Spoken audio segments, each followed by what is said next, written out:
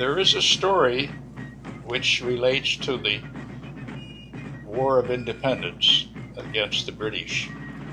General Tryon of the British Army left New York City and headed northeast and into Greenwich and the Connecticut area and the Coscob area. You had to cross the post road if you were going out of New England or into New England. Washington traveled it. A lot of important people traveled it. He had 1,500 troops, and they had wagons which they wanted to load up with loot, and they also planned to take back cattle and other livestock. So people would come across this bridge and they'd be guarded, and from Fort Stanford, the soldiers were there, would check people and watch them and see who was leaving and who was entering deeper into Connecticut. And after they had passed the place where General Putnam had been, they continued on because Coscob was an important port. There was a lot of activity going around this area. The mill itself was important because it ground corn and wheat for the inhabitants. There was quite a bit of wheat produced in Greenwich at that time. It was a place where sailors took the farm produce directly to New York. The waters were controlled largely by the British and were terribly unsafe for traveling. The story goes that the miller's wife was cooking dinner and preparing a very nice stew. And of course, when the British soldiers came, they decided they were hungry, and no doubt they were.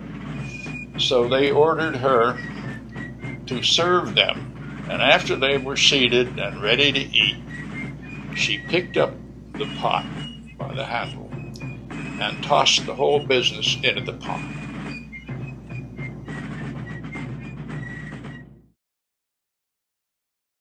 I found the pot in the bottom of the Mianus River.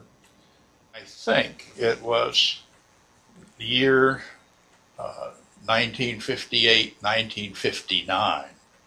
The location is above the remains of a dam, and I was told that dam was known as Cox's Dam. When we got to the river, and I say we, my dog and I went there, you could walk across the river without getting your feet wet. It was that low. And the dog and I nosed around. He had a much better way of checking things than I did, but I saw in the bottom, amongst all the cobbles and stones, a strange-looking circle. And it turned out to be some sort of a rusty old kettle. And it was packed tight with stones. And I thought they kind of looked like dumplings. And I kept the kettle because I was aware of the legend of Dumpling Pond. This pot is so interesting to me that I photographed it, and I sent copies of the photos to the state archaeologist. And it was he who described the way it's made. The actual construction is from two pieces of cast iron, and they are joined together just below the ears. And the structure of this kind was used in the colonies between about 1750 and 1850.